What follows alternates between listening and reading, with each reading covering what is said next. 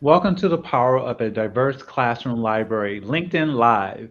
We will be live tweeting this event from our Twitter account for ed leaders at Scholastic EDU. Join the conversation with hashtag Scholastic Rising Voices. I'm Michael Hagan, Senior Vice President and General Manager for Literacy Pro and Collections, Scholastic Education Solutions.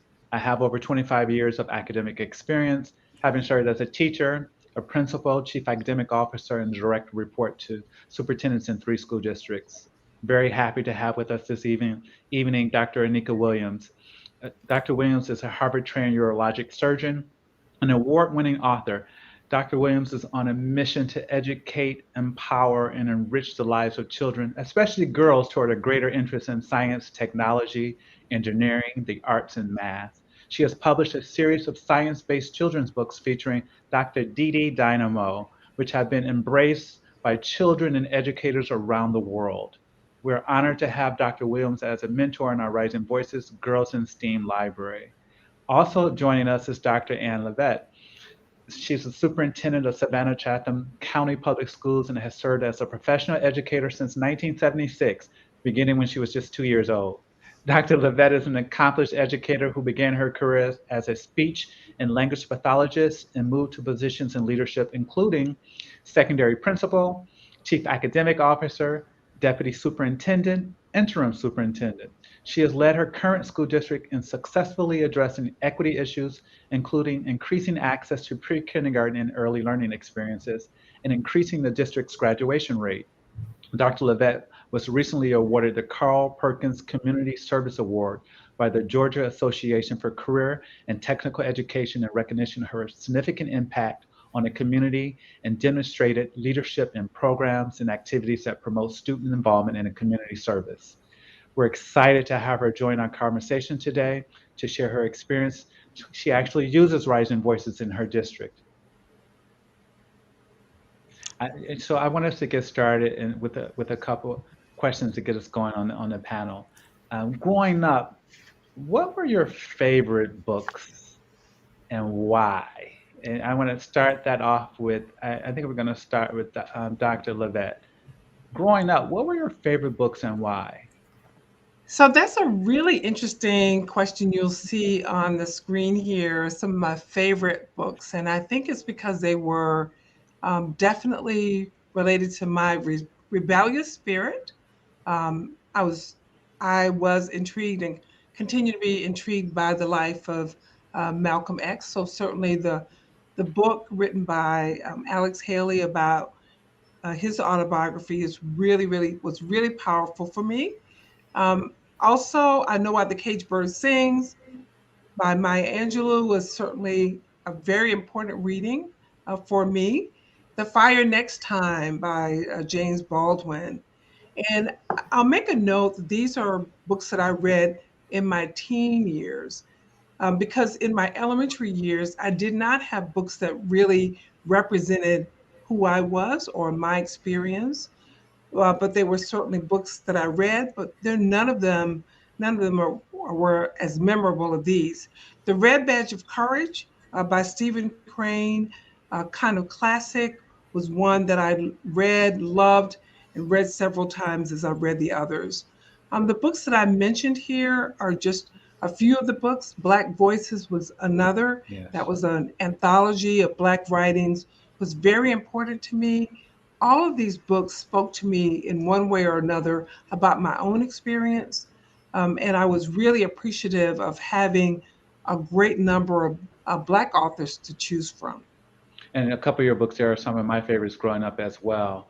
And Dr. Williams, as Dr. Levett was alluding to, she read some of these books in her teens, and when we were putting these collections together, we were thinking about, well, what kind of books would you like to see yourself in, and what would those books look like? And as a scientist, as a doctor, your urology doctor, and you're a mentor to Rising Voices too. Did you have some favorite books in the collection that you like? Well, yes, I this collection is just fantastic. And for me, growing up, I grew up in the Caribbean, and the books that I read transported me just in terms of fiction and fantasy, but they were really all, as an elementary school student, these were all British white writers who wrote about white children having experiences both in fantasy and in real life. And so, even though I was enthralled with the fantasy element of it and sort of being exposed to different types of worlds, I was an observer. I never really saw myself in the books. I never experienced myself as an elementary student in these books. So I was very much of an outsider. So when I look at this collection and the rich, diverse options, not just of the women and the girls represented in the books, but just the wide range of topics covered by these books, I am so delighted. And certainly I could see as a child now how I would literally just want to snuggle up with these books, because it takes me on this journey where I could see myself, whether it's through Eunice and Kate, and really representing kind of real life experiences, whether it is Shuri, whether it is with, the eye doctor, whether it is with any of those books. It allows you entry into possibilities where you see yourself planted right in the middle of the story and of the experience. And we can hear it from your where you're speaking now, why you're an author and why you're one of the mentors for this collection. Thank you for that. Dr. Lavette, in your opinion, what are some of the most important reasons why every classroom should include library of books that students can explore? How can a classroom library be a resource for learning through interactive read aloud experiences, as well as, resource independent reading? So I know this work is what you do. You've been doing it, as we noted earlier, for 45 years. So why should all libraries include this kind of work that we just heard Dr. Williams so eloquently share? Well, I think Dr. Williams' experience and my experience were very much alike. Um, what we were exposed to as early learners was not necessarily reflective of our experiences. The communities today are very diverse, and our children are aware of that diversity. So we can't ignore it. As well, everything is much more compact these days. So I could be working with someone in India, or I could be working with someone in Africa and be in second grade, where perhaps when we were growing up, that might not have been such a common idea. Our communities are much more diverse. Yes. And thus our schools must really ensure that the curriculum and the curriculum materials reflect that diversity. After all, our children are not going to grow up in a kind of insular way. They will be a part of a larger community that's much more diverse.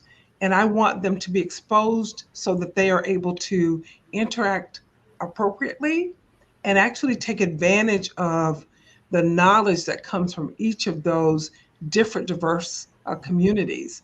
I think we're compelled to do it. We can't act as if we're living in a vacuum. That's not fair to our children. It's not actually in our own communities, wherever we're living, we're surrounded by a number of different people who make this big salad of ours much more interesting. So I want children to be prepared.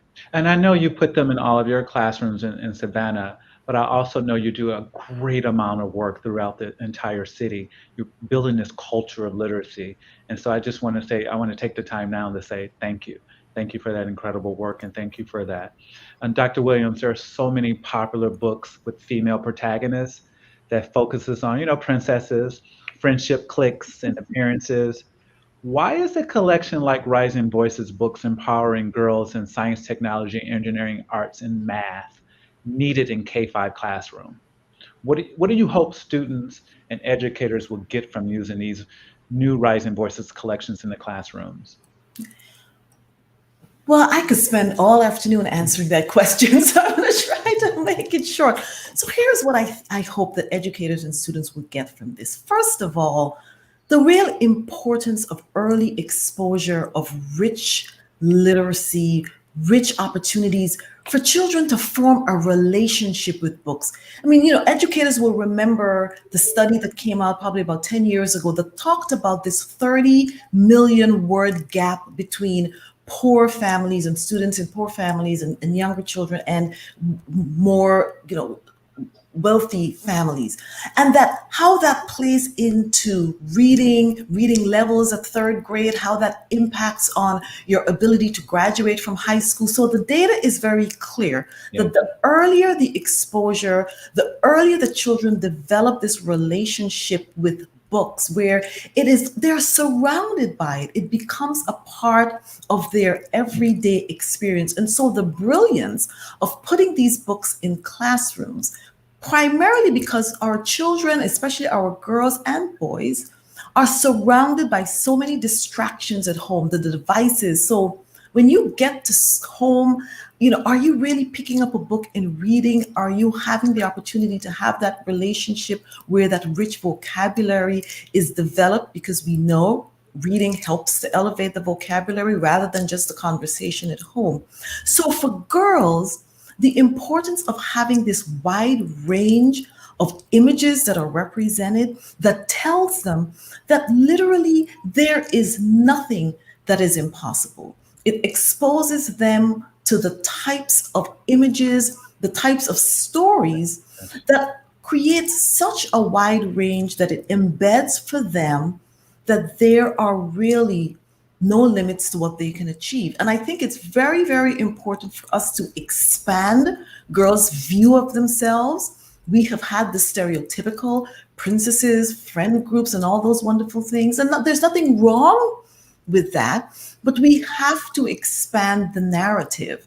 We have to expand the thinking, and we have to create what is this experience for our girls to know that they have agency to choose anywhere that they want to show up and to know that they have everything that it takes to be successful. And we know also, I love the ages that these books are targeted to, this library, because we know that by the time girls are 6 or 7, they have already established a belief system that they cannot pursue careers that require brilliance. So the more that we surround them with the wide range of possibilities, the more we are imprinting and messaging for them that there is absolutely nothing that limits them.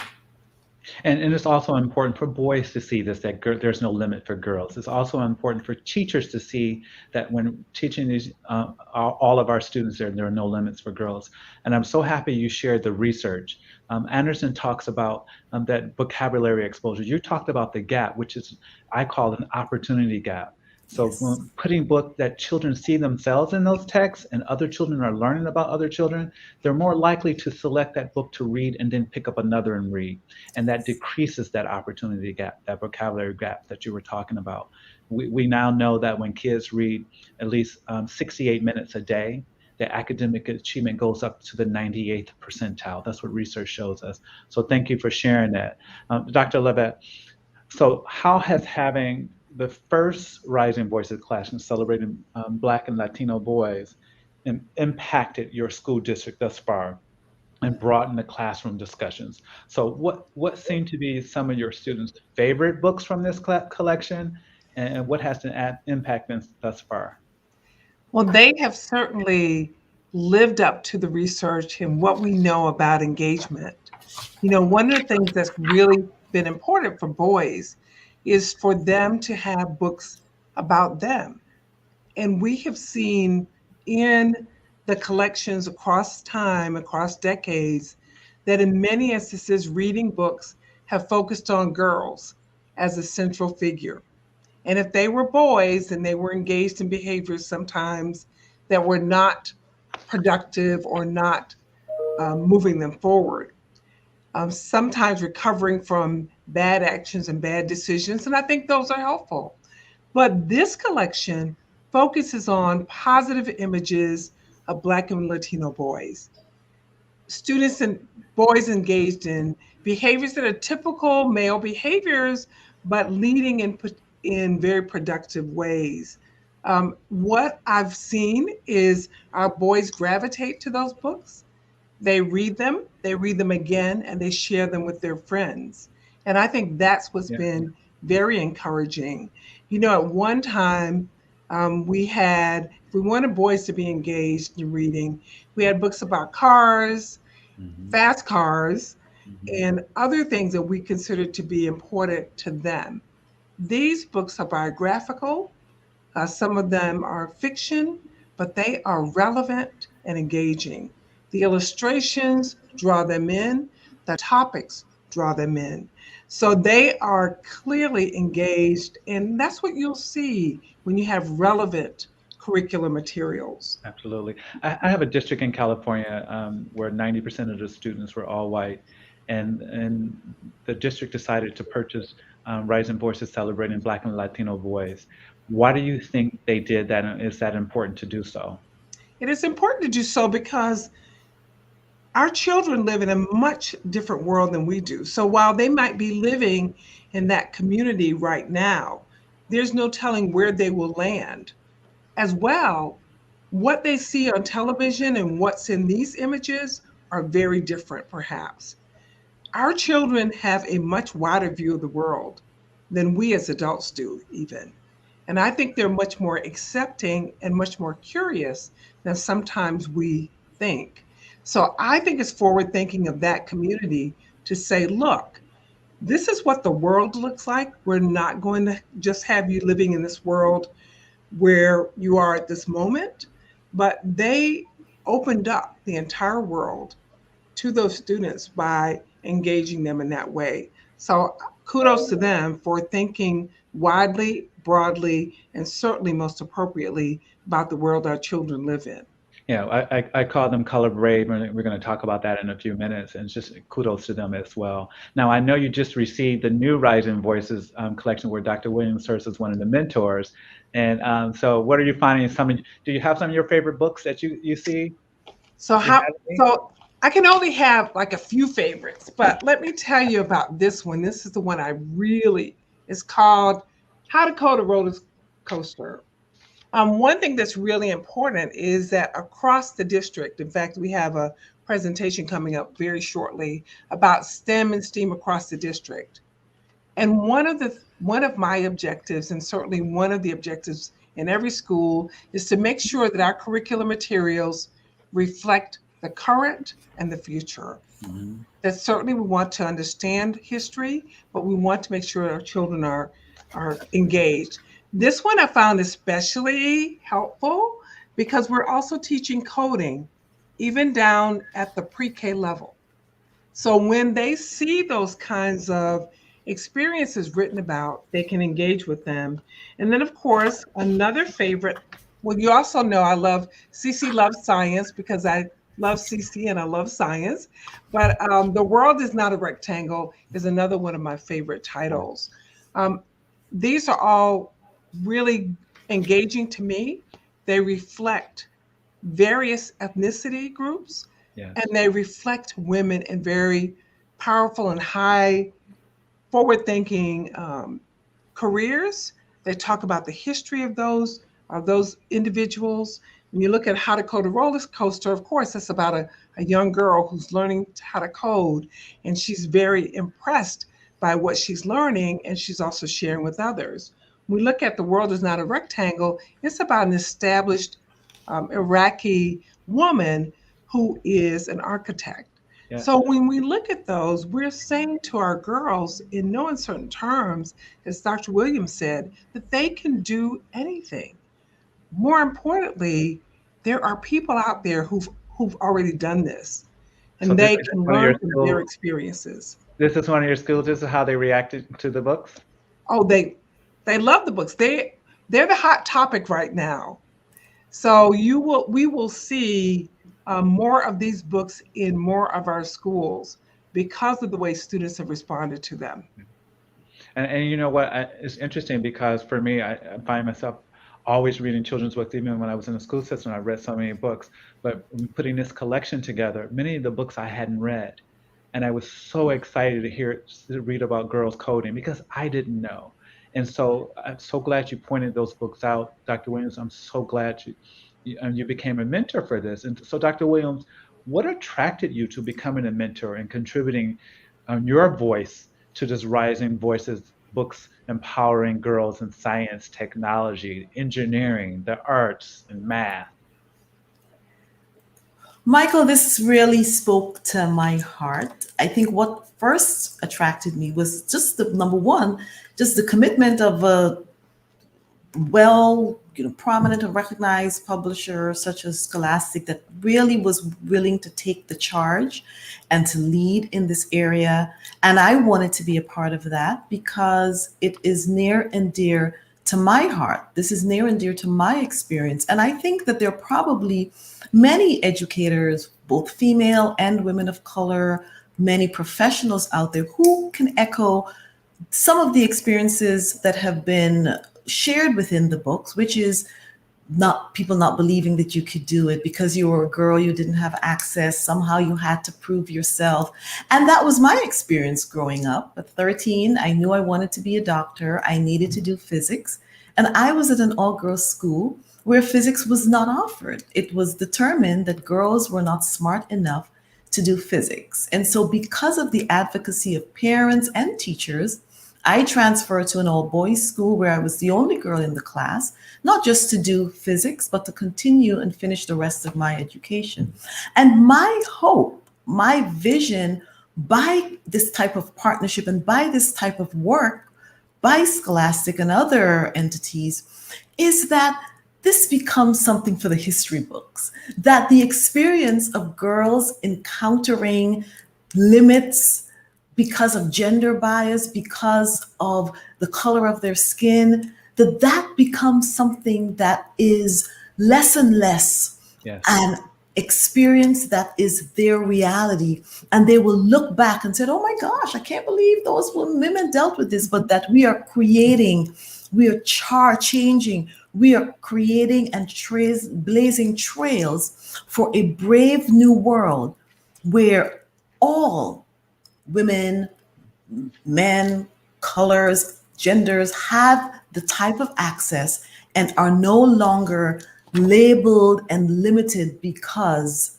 they are part of a particular subgroup, that the determination and the stereotype is that they're not capable, they don't belong. All right. So I'm just getting more inspired. I remember was first speaking to you about this, your background, your what you've done, your journey, and how you continue on is so inspiring. I wanted us to show back the slide with your other mentors as a part of Rising Voices too, because you're also on there in that middle slide there. That's Tatiana Ali. She's Yes. best known as an actress. She was in Fresh Prince of Bel-Air, played Ashley, but most people don't know she's one of your fellow Harvard graduates as well. And she's a brilliant artist, writer, singer, performer, and truly believes in the arts. And that's why it's called STEAM, because that's science, technology, engineering, and the arts and math. And Dr. Olabisi, Bronte was recommended to us, highly recommended to us by astronaut Mae Jemison, Dr. Jemison, as a scientist. Her work that she has done around the country is just astounding. And I have one of my counterparts with our sister publishing company in Singapore, Dr. Duria Aziz. Dr. Duria Aziz, she works for Scholastic, yes, but most people don't know we have an incredible math program around the world, Singapore Math, and she's written and supported every major math Singapore program that's come out of there. And then the brilliant woman, Stephanie Ortiz, is an educator out of Tampa, Florida, and her story and where she's come as a historian as well is just incredible. And so bringing these 5 women of color was important. So my question to the two of you, why do you think it is important that many of the books in the collection, as a matter of fact, about 78% of the books feature girls or women of color as the protagonists or the writer or the illustrator? Why do you think that's important to have a collection like this with so many women of color highlighted and featured? Well, one, I would say that so many of our children learn through these books about women of color who are achieving or have achieved in various ways. It is through these books that children often learn these stories. And I think that's why the biographies, particularly, are important because many of these people are living, and we have an opportunity through technology these days to connect with them. And that's what I think is so powerful. And I'll use as an example Dr. Jemison, who is on the speaking circuit, and students read about her and have an opportunity to connect with her. Dr. Williams, who's with us today, how powerful would it be for our students to have an opportunity to talk with her? When I'm visiting schools and talking with kids about my own experiences, they connect to that. Biography is very important, but they also have an opportunity to look at the illustrations, which draw them in very often, and to find that there's a woman of color who is the illustrator is also very powerful. So it opens up their mind, it gives them additional role models who are right there. We don't always have to learn and read about Harriet Tubman as our only heroine. We can also learn about people who are just a few hours or maybe a few feet away from us. Their stories are powerful and resonate. When you look at the themes in these books, they speak to leadership, persistence, and seeking help. Also, having a good support group. All of those themes are important for achievers. The power of these images, the power of those roles being made real to our students serve as fuel for them in developing their own sense of agency. You know, we're told all the time, if you can see it, you can be it.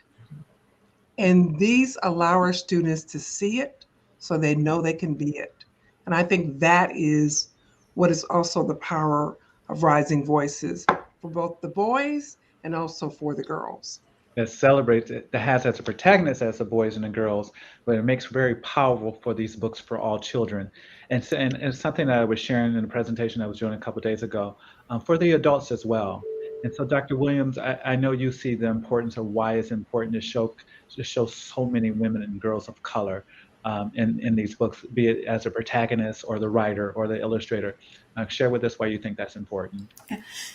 You know, I will start with a story because Albert Einstein said that if you want your children to be smart, you know, tell them stories. If you want them to be brilliant, tell them more stories. And so the power of story as a way, as Dr. Lavette said, of connecting and for really creating that relevance, the inspiration, and identifying that it is possible that these are not extraordinary people who somehow were imbued with this set of talents and gifts that sets them apart and makes this unachievable. These are regular, everyday people who have the surrounded opportunities and who persisted, as Dr. Lavette said, and who literally are no different. Started off not very differently from where many of our children are. Yeah. From the perspective of what you said before, Michael, is that when I wrote based on, created my own little girl super surgeon, superhero, Dr. Didi Dynamo, and I speak around, you know, the country in many little elementary schools, and most of the time I speak in places where the students are predominantly white. And so, you know, I tell the story, I wear my superhero cape, and then at the end of it, I was speaking to a class, and there were, you know, probably 3 and 4 year olds, and I said, okay, you all have the power to be superheroes. So what is your superpower? Draw your superhero, name your superhero. And can I tell you, just from that 45-minute activity, those little white boys had put on their superhero cape and they had named it Dr. Didi Dynamo. Yeah. So how we imprint and embed messages about who is powerful, who is capable, who you can relate to. Even though this was a brown girl, they formed a connection to her because She was saving the world because she loved science, because she was leading, because she was a problem solver.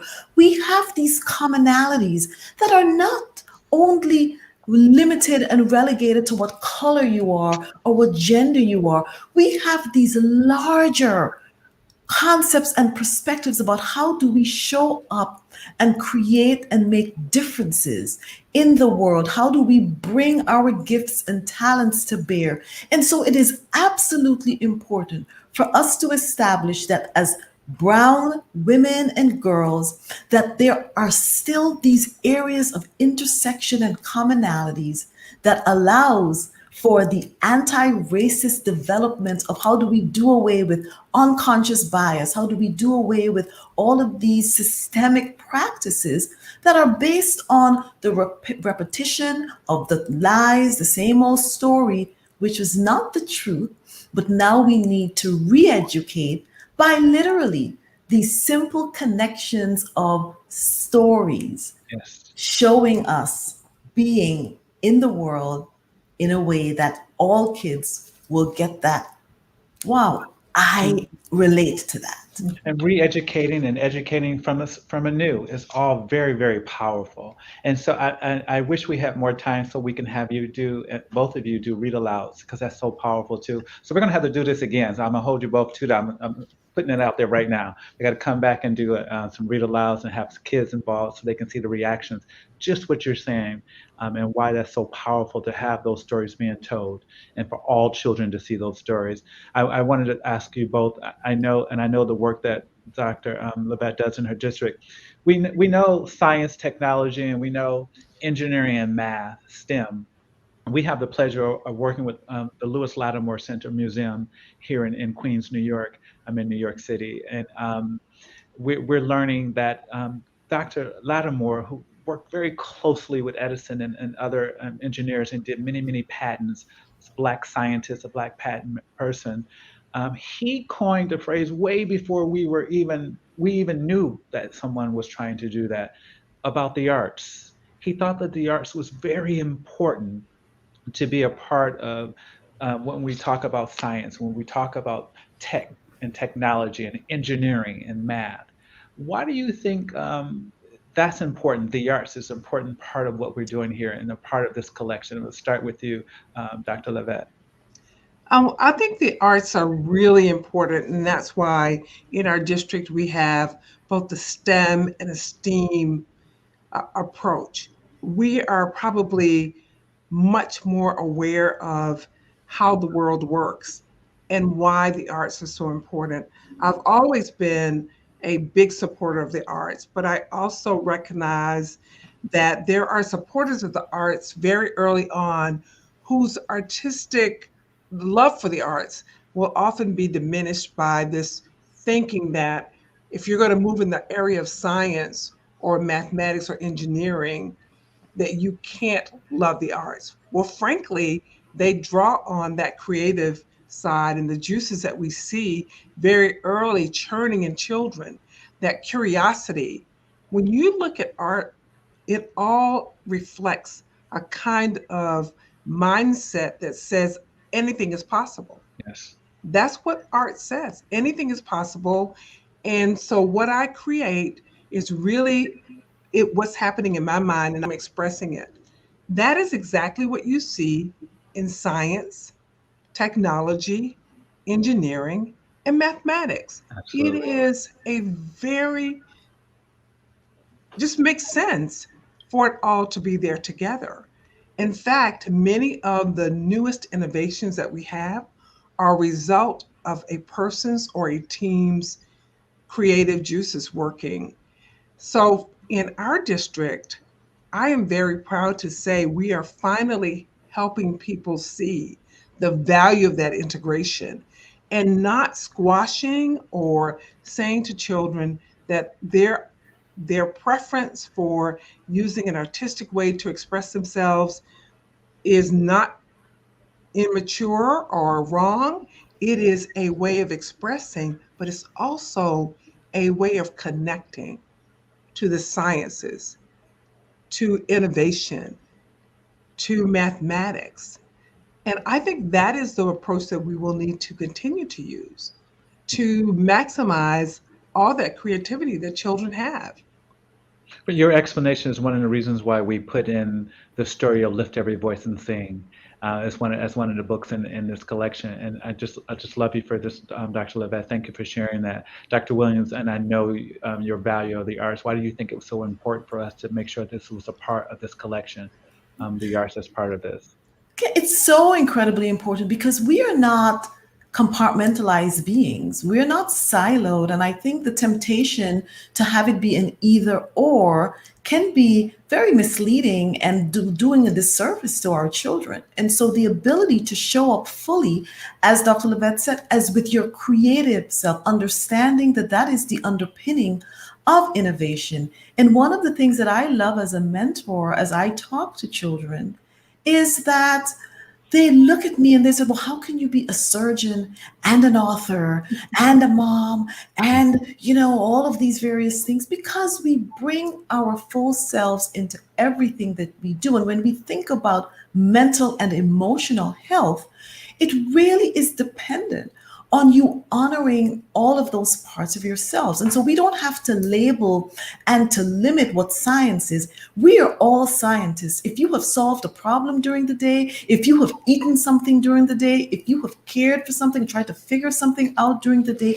that is what scientists do. Artists, if you have created something during the day, those are all elements of how science and art plays together in our world. So I think we have to make it much more accessible that these go together. You can't really do one without the other. And so kudos to you for bringing it into children's lives, into schools, into the educators, to now be able to say we're not labeling and separating. We are creating this understanding that these things go together. And so all children have access to it. And I want to also say, and we see this play out through some of the books, is that, you don't even know what you're going to be 20 years from now, 30 years from now. You have to stay open and be ready to explore. And that is how we grow. That is what science and art is about. It's about that constant growth mindset, that constant excitement and enthusiasm about learning. And lifelong learning is the integration of all of these elements that help us to really every day get up and say, okay, bring it on. What am I doing today? What am I learning today? It's just bring it on. Excitement. So we're very fortunate to have an editorial team here led by Adrienne Betts, who listens to our educators, who listens to our teachers and our students and what they want to see and what they want to hear. And that team, they put together what you all see. And we're going to talk a little bit later on the teaching cards. But the Rising Voices Library, books empowering these girls in science, technology, engineering, arts, and math.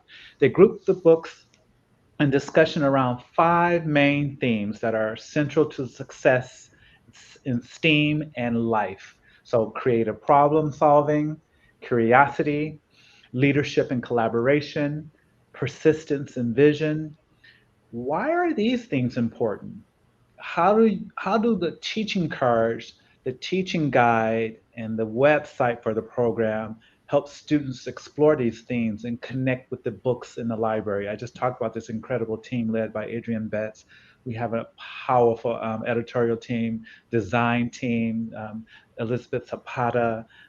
She just incredible work at how they put this together. And our Tom Martinez, who does incredible presentations that we show the anchor charts to the themes. Why is this important to have these kind of cards? I'm looking at this first one here, Dr. Lavette, and it says The Little Red Fort, which is, I think, a collective, one of the favorite books around here at Scholastic. It talks about giving this book at a glance. Why is this important to show this?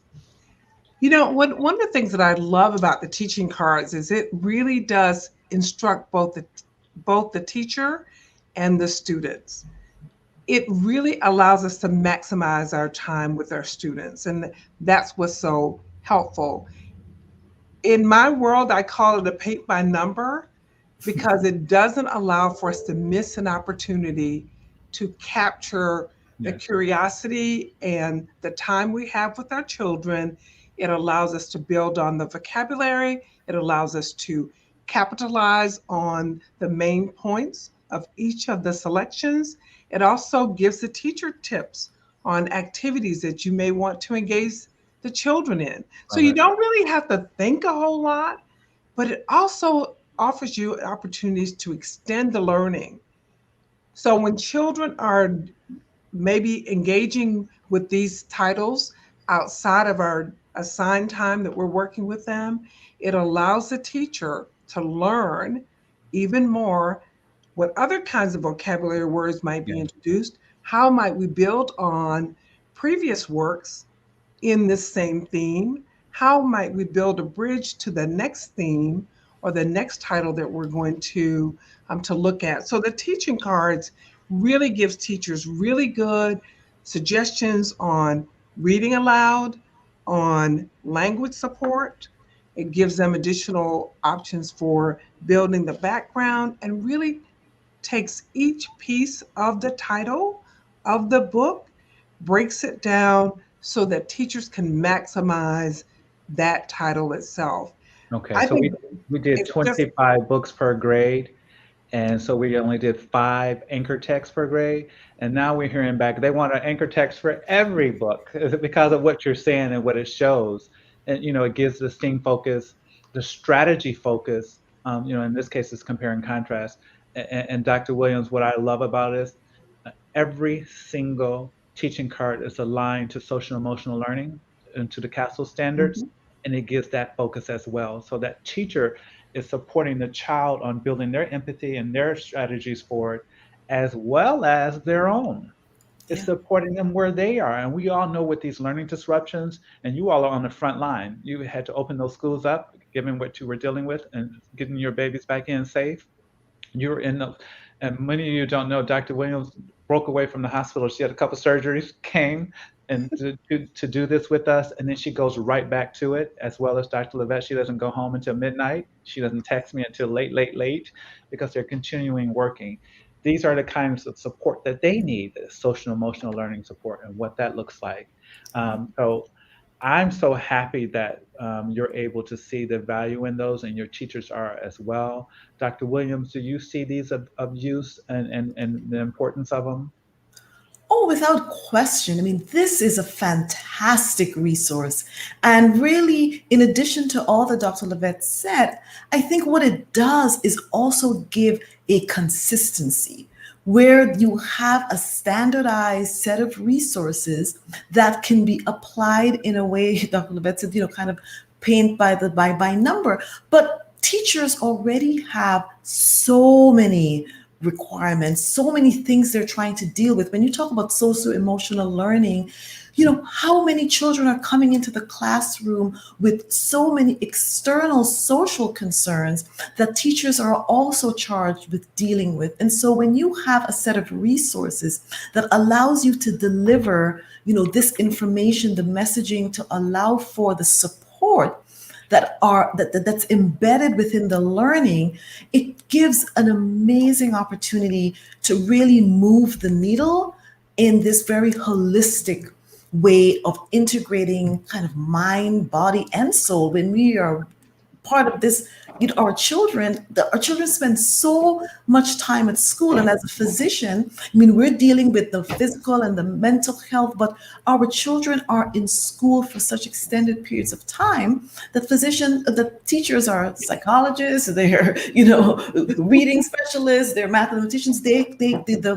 Their charge and their responsibility is huge. So to give them a resource that literally covers all bases and that they don't have to kind of try to figure it out for themselves, you have now optimized their opportunity for success. And when you optimize the teacher's opportunity for success, you now position the students' opportunities for success. I love what right. you just said. It makes me think about, you know, we have folk listening in, and I'm learning as I'm listening to you, and I'm taking it in as well. What else do you think that educators and their families might want to know about these Rising Voices libraries, and how they can support their children? Their educators, how can they support their students and their own children, and family members, how can they support their children? One point I also want to make about the teacher cards is that it also addresses the issue of book clubs. And one thing that I find so inspiring is when you have students who take charge of their own learning.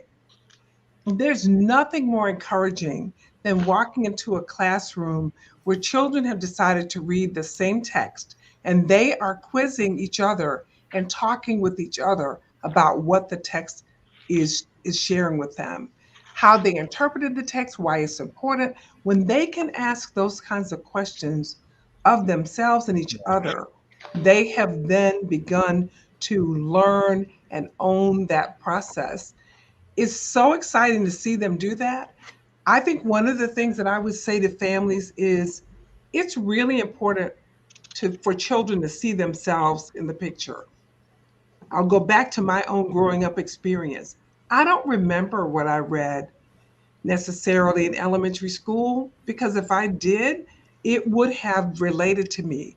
The activities in the books would not have been foreign or something I didn't see as being relevant. Yes. These set of books are about children's real lives. They can see themselves in the picture. They can, when teachers ask a question, respond, "Oh, I know that. I've done that." They can speak to it.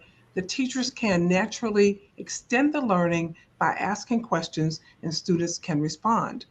I think it's important for families and teachers and school districts and any other learning organizations that make decisions about what children are exposed to, make sure that children can see themselves in the picture and that they can relate to um, people who are different than themselves because that is what enriches them, that's what enriches their lives, that's what provides empowerment for them. You, you're, So you're you're giving us advice on creating a literacy culture. And so you're creating this society, and I'm so happy for the citizens and families of Savannah because I mean, you're good at this, and I know what you do. I know you go around the community. I know you work in the arts. I know the work that you do. You were just awarded for the support around career and technical education. And so there, we just had up on the screen some teaching tips. And so for us, you do this in the work that you do. You create having your teachers create this safe and positive environment. And so we want them to recognize and seek counter, and Dr. Williams talked about this, counteract implicit bias and support developing language and skills for diverse language learners. This is really important. We want them to be able to see these books and support themselves as well in other languages, engaging all children, regardless of what language they're speaking, what color they are, and where they're coming from. And that leads me into some of the things when I talk about being color brave. So, this has been a topic that's been popping up. People are confusing culturally relevant texts with critical race theory. They're confusing seeing themselves and seeing others. There's mirrors and windows we're talking about, and sliding doors of opportunities with critical race theory. We know that people should talk about their similarities. We know that. And when you talk about being color brave, seeing differences is a bold acknowledgement of all of the variety of experiences that children bring to the classroom. And that's what you all have been talking about. And we're seeing this through text. And when they can talk about their similarities and their differences and start building empathy, and we talk about that social emotional learning, and when you start building that background, you start to become color brave. And this conversation we're having with the two of you is making me even more color brave. We talked about that district in California. Dr. Levitt, you so eloquently talked about what they were doing and why they needed to do that. They were being color brave. And so I feel so honored to have you two sharing with us your experiences and why these collections are important. But I do want to be able, and come on, let me know if we're able to do this, have some time for our listeners and viewers to ask some questions as well. And so I want to do that. And while they're coming up with some questions and going to share that with us, um, I would like to call to chart based on everybody who's listening, what you've learned today. What are you going to do when you get back to your classrooms and to your districts? And what would be your next action steps? And so I want you to be thinking about that while you're coming up with some questions for Dr. Williams and Dr. Lavette. Um, I think we have a question coming in already. All right, question from Jennifer. How can I get a demo of this library? Oh, we love that. We would love for you to connect with your local account person. And so whatever district you're in, there's someone called an account executive that works in your district, in your city, and get in contact with them. If you're calling from maybe a smaller district, you can get in touch with Scholastic as well. And so we're going to have some information that come up in the chat for you to contact as well. Let's see if we have another question. Question for Dr. Lavette. What's been the best method for you to encourage your staff to facilitate discussions, conversations with their students on inclusion and diversity? I think the best method is for our teachers, number one, to see that value in having a diverse set of students. I think it's very challenging sometimes for people to come outside of their little bubble, and to help teachers feel comfortable with acknowledging who sits in front of them. We each bring a fund of knowledge to the classroom. And I want teachers to know their students in a way that acknowledges what each of them brings to the classroom. I also want them to introduce children through experiences, through technology, through reading materials, different perspectives and different experiences so that they can be empathetic, Yes, but also they can be empowered. So absolutely. I may have all African American children sitting in front of me, but that does not mean they all have the same experience. So knowing them individually, knowing their desires individually, knowing their experiences allows each of them to contribute to me and to contribute to each other in a respectful and empathic manner. And creating that curiosity by exposing them to other groups allows them to look into those persons to see what experiences and fund of knowledge they bring to the table and how they're empowered. And I think that is what helps teachers and helps our students if Yes, we understand that each person brings a different fund of knowledge to the table and we acknowledge that with respect and empathy. absolutely. Thank you. And we should, all of us as a listener, we should be those lead learners. We're receiving this information and taking it back to our schools and to our districts at what we're hearing and learning. Thank you for that, Dr. Lavette. This question is for Dr. Williams. How can we recognize and then nurture kids' natural talents in the classroom? I think very good question. How can we recognize and nurture the natural talents? That is a great question. And just the opportunities to have a systematic way of mining those talents. So, conversations, what do you like to do? What are the things that make you excited? I think that having questionnaires or discussions that literally even puts up having ways of activities that expose children to a range of, like this, the book collection does, it identifies so many different areas of gifting that you are then able to see how children connect, because sometimes you don't even know what your talent is until you see it in front of you, and then you're like, oh wow, I could do that. So exposure is everything. And I think once you have exposed your students to a range of opportunities to see these various things, then you're able to see where the synergies are and then help to encourage them in those areas of their gifting. But it first really starts with a way of exposing them and then having conversations to where it is that they see themselves, that things that they have in common with whatever those stories are. That is, I think, a really, really great vehicle to begin to identify, those hidden talents. Absolutely. Thank you for that. So I think we got time for a couple more questions. And I'm going to get this one for you, Dr. Lavette. How can I encourage STEM advocacy in my district? What Oh do you my. find what do you find works best for empowering students to have options in STEM careers. Perkins Award winner, this one's just for you. I think the one thing we can do is by showing students already that they are involved in STEM activities. Sometimes we don't know enough about what STEM is. So, educating ourselves so that we can actually see science, technology, engineering, and mathematics already in action.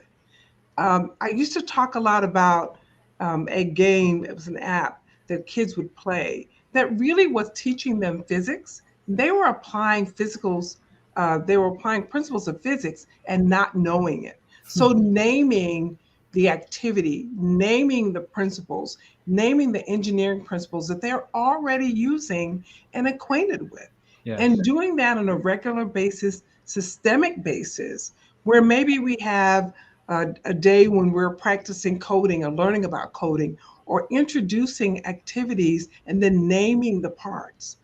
What are the principles that we're seeing in action here? The students will then find other activities that they're engaging in, and they are then in a position to tell you or to ask you questions about it. STEM is already there. It's already there. It's already in place. We need to name it and increase the opportunities for students to explore so that these kinds of experiences will become natural for them. They'll be able to name it, they'll be able to explain it to others, and they will seek more of it. Absolutely. And again, closing that opportunity gap that we were talking about earlier. And thank you for that advice. We have time for just one more question. What grade levels does Rising Voices cover? All right, I can answer that one. We start at kindergarten, and again, we want our young children to be seeing from the very beginning what we have and what that is to offer around celebrating Black and Latino boys and empowering girls in science, technology, engineering, arts, and math. And then we go up to fifth grade. And so we hear you all. We're asking for more Rising Voices for middle school and high school. We're looking into that as well, but right now we're K to 5. And so that was our last question. Um, just one more. They want to know. They said, they said, how can I get Dr. Williams to speak with my students and teachers in my district? And Dr. Williams, they're asking all over the country, including Dr. Lavette. She's trying to get you there too.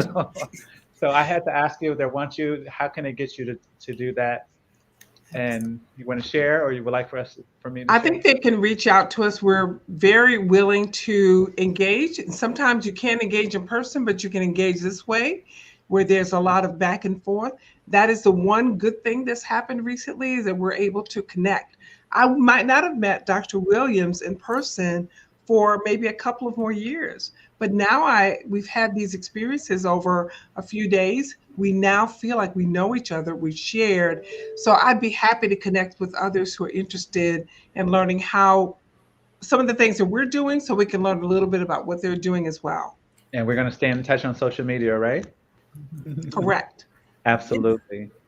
Absolutely. And similarly, please reach out to me. I absolutely love sharing my story and speaking to the young people and having a conversation to help them to believe that there is nothing that they can't do. And one last thing I want to say, Michael, is that with regards to this book collection in the library, this is literally like planting a seed or a little spark that these students will take a lot of what they learn back to their families, back to their households. So it really, the effect and the impact multiplies. It's not just limited to what's happening in school, but you really have this expanded ripple effect that is just phenomenal. I mean, this series is such a great opportunity for such impact across the board, starting with these students.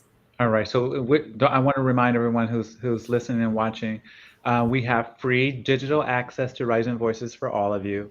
So you have this very powerful. I love that. And I want to close with our two very, very special guests. I want for you, I know you said one last thing, Dr. Williams, but one last thing, if you had to say to our listeners and our viewers about what we've been discussing, what do you charge them with? What would you like to charge them with? One last thing that you want them to walk away with after listening to this great conversations? I would like to charge them with just the importance of literacy as it applies across the board to all aspects of our life. And scientific literacy is dependent on our children being able to read, to make connections. And so the opportunities here are huge to just embed that reading is fundamental to everything, how our kids see themselves, how they believe that it is possible, how they believe that they can be scientists, how they connect to their empathy and their understanding, how they see their differences as being uniters. I mean, there's so many opportunities here, but reading is the foundation. And so I charge you to embrace and let our kids get back to reading voraciously and providing the opportunities for them to do so. Yes, ma'am. Dr. Lavette. I would say everything that Dr. Williams said. I would also say that I charge our champions for children to ensure that we facilitate their increase in reading by making sure that the materials in front of them are materials that allow them to see themselves and allow them to see that their own life experiences are relevant and authentic. And I believe that when we make sure that those reading materials in front of them, regardless of the content area, reflects something that is happening to them or reflects something that is of interest to them, we will see an increase in the amount of time that they spend in reading.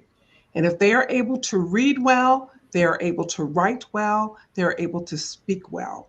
And that is what will allow them to be successful. It is what will give them the opportunities that often will come through discovery, through reading, about their opportunities for the future. I am encouraged by these materials.